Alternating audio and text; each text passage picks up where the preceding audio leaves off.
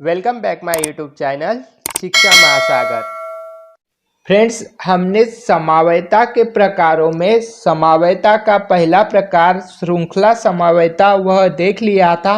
अब आज हम स्थितीय समवायता मतलब समवायता के दूसरे प्रकार को देखेंगे। तो स्थितीय समवायता किसे कहते हैं? वह समवायता जिसमें कार्बन परमाणु की श्रृंखला तो समान होती है, किंतु श्रृंखला में उपस्थित हेलोजन परमाणु या क्रियात्मक समूह जो द्विबंध या त्रिबंध के साथ जुड़े होते हैं और अपना स्थान बदलते हैं, उनका स्थान बदलने के कारण बनने वाली समवायता स्थितीय समवायता कहलाती है।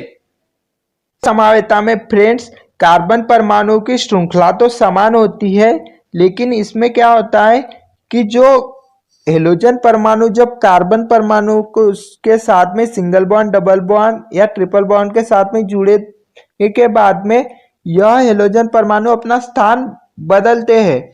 तो यह स्थान कैसे बदलते हैं? देखिए, हेलोजन परमाणु के क्या होते हैं? क्लोरीन, ब्रोमीन, आयोडीन, फ्लोरीन, यह क्या है? हेलोजन परमाणु। और इसमें से कोई भी एक हेलोजन परमाणु कार्बन श्रृंखला के साथ में जुड़ा होता है। तो यह जब जुड़ता है तो यह अपना स्थान बदलता रहता है। कभी कार्बन श्रृंखला के सीधे जुड़ जाएगा, कभी कार्बन के ऊपर जुड़ जाएगा जिससे कार्बन के ऊपर की ओर ब्रांच निकल जाएगी, कभी कार्बन के नीचे से जुड़ जाएगा जिससे कार्बन नीचे से ब्रांच निकल जाएगी।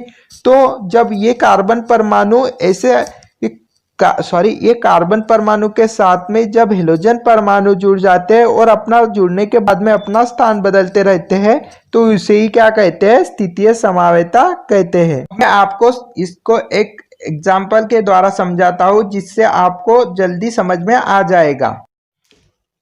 अब मैं आपको स्थितीय समवायता के कुछ उदाहरण बताऊंगा। तो जिस प्रकार से हमने श्रृंखला समवायता में पेंटेन लिया था, उसी प्रकार से अब हम स्थितीय समवायता में पहले हेलोजन समूह लेंगे तो उसमें लेंगे क्लोरोब्यूटेन, और जब हम क्रियात्मक समूह लेंगे तो उसमें लेंगे C4H9OH, ब्यूटेन ऑल लेंगे। उसमें क्या लेंगे? Butane all. तो देखिए, यहाँ पर मैं लिख देता हूँ हेलोजन समूह के लिए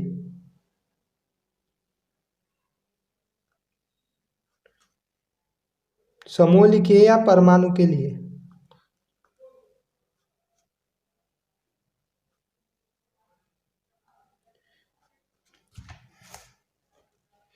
और क्रियात्मक समूह के लिए भी मैं लिख लेता हूँ यहाँ पर। देखिए, हेलोजन परमाणुओं के लिए हम लेंगे क्लोरीन, मतलब ब्यूटेन के साथ में क्लोरीन लेंगे, और जब हम क्रियात्मक समूह लेंगे तो ब्यूटेन के साथ में OH लेंगे, तो इसे कहेंगे क्लोरोब्यूटेन और इसे कहेंगे ब्यूटेनॉल। तो पहले करेंगे हम हेलोजन समूह के लिए या हेलोजन परमाणुओं के लिए। देखिए, हमने यहाँ पर हेलोजन परमाणुओं के लिए क्या ले लिए? क्या है? C4H9Cl। अब ये जो है इसे हम इस प्रकार से लिख सकते हैं जिस प्रकार से हमने पेंटेन को लिखा था। तो ये CH3 CH2 CH2 CH2 और ये Cl। कार्बन कितने हो गए? 4, 2, 4, और ये क्लोरीन का नहीं गिना जाएगा। 3, 2, 5 और 2, 7 और 2, 9, ये हो गया। अब इसके कार्बन कैसे गिनेंगे? तो ये ध्यान में रखना, जिस कार्बन श्रृंखला के पास में या जहाँ पर कोई क्रियात्मक समूह जुड़ा हो वहाँ से ही कार्बन अंकन या कार्बन गिना जाता है। तो यहाँ पर ये क्रियात्मक समूह जुड़ा है, तो हम यहाँ से कार्बन गिनना शुरू करेंगे। तो 1, 2, 3, 4। देखिए, 4 कार्बन है, 9 हाइड्रोजन है, तो इसका नाम क्या होता है? और 1 क्लोरीन है, तो हम लिखेंगे 1 क्लोरोब्यूटेन। 1 क्लोरोब्यूटेन इसलिए लिख रहे हैं क्योंकि एक क्या है? क्लोरीन है, तो 1 क्लोरोब्यूटेन।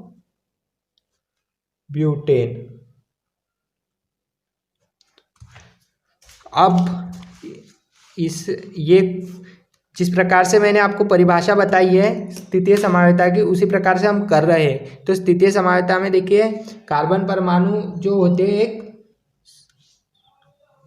इसमें जो कार्बन होते हैं समान होते हैं, समान इसमें जुड़े होते हैं, और लेकिन जो हेलोजन परमाणु है वह उनका स्थान बदलते रहते हैं। अब देखिए ये हेलोजन परमाणु कैसे इसका स्थान बदलेगा, यहाँ पर देखते हैं हम।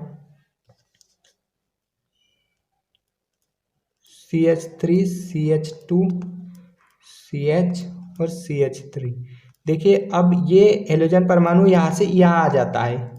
तो अब यहाँ पर कार्बन कहाँ से गिनेंगे आप, तो जिस वाले कार्बन के पास वाले कार्बन पर यहाँ पर अब क्या जुड़ा है, इस वाले कार्बन के पास के कार्बन पर एक हेलोजन समूह जुड़ा है। तो इसके पास सबसे पहला हेलोजन समूह के सबसे पहला वाला कार्बन कौन सा आएगा, ये आएगा, क्योंकि ये पास वाले कार्बन से जुड़ा है, ये इसके पास वाले कार्बन से ये इसके पास वाले कार्बन से ये जुड़ा है। तो यहाँ से हम कार्बन गिनना शुरू करेंगे, 1 2 3 4। तो इसका नाम हो जाता है 2-क्लोरोब्यूटेन, इसे कहते हैं 2-क्लोरोब्यूटेन। एक मैं आपको डिटेल में बताऊंगा और अच्छे तरह से, क्योंकि ये जो है ये है IUPAC नाम, तो इसे अच्छे से समझाऊंगा मैं। और ये हो गया। अब हम क्रियात्मक समूह के लिए लेंगे। अब देखिए क्रियात्मक समूह में क्या होता है, इसे हम किस प्रकार से लिख लेंगे, इस CH3 CH2 CH2 CH2OH।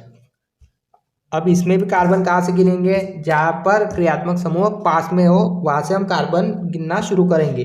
तो 1 2 3 4, और हाइड्रोजन 3 2 5 और 2 7 और 2 9, तो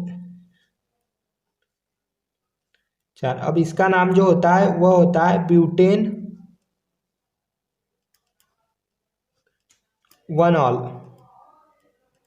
OH को ऑल कहते हैं। अब आपके मन में एक क्वेश्चन तो आ ही रहा होगा कि यहाँ पर क्लोरीन पहले लिया है, ब्यूटेन बाद में लिया है, यहाँ पर ब्यूटेन पहले लिया है, ऑल बाद में लिया है। तो ये समझने के लिए आपको IUPAC नाम पहले पढ़ना होगा, तो वो IUPAC नाम मैं आपको पढ़ा दूंगा किसी दिन। अब देखिए, और इसे हम इस प्रकार से भी लिख सकते हैं, CH3 CH2